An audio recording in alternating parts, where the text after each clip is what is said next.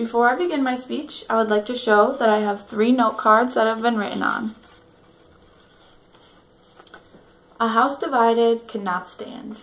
This quote is by a very interesting man, also one of my personal favorite presidents, by the name of Abraham Lincoln. Abraham Lincoln was born in Hodgersville, Kentucky on February 12, 1809. He was born in a one-room log cabin that was on a farm. He was born the son of Thomas and Nancy Lincoln. He had one sister by the name of Sarah and also one brother who died in infancy. In 1816, his family moved to Indiana, which was a non-slaveholding territory. They became members of the Separate Baptist Church, which had restrictive moral standards, including opposition to slavery. As a young man, Abraham Lincoln enjoyed reading and writing, and he was largely self-educated. In 1832, he began his political career by running for a campaign for the Illinois General Assembly.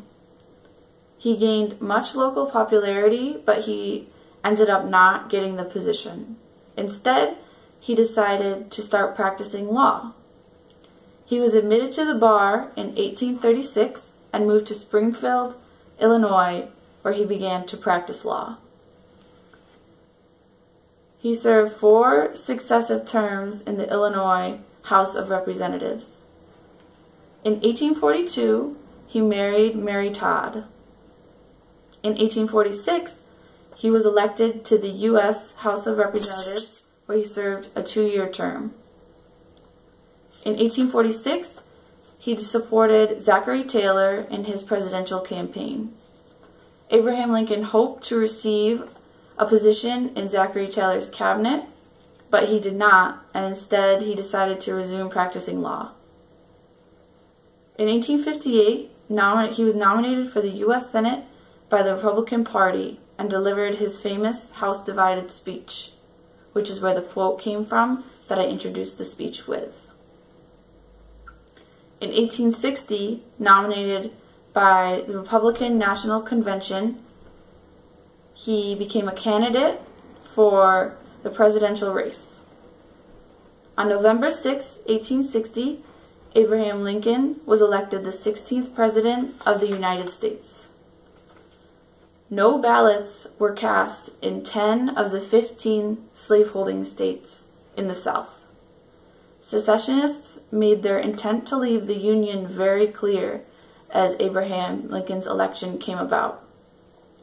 According to Sidney E. Meade, in his inaugurational speech, Lincoln referred to the preservation of the Union as the best last hope of the earth, one which Americans would not give up easily.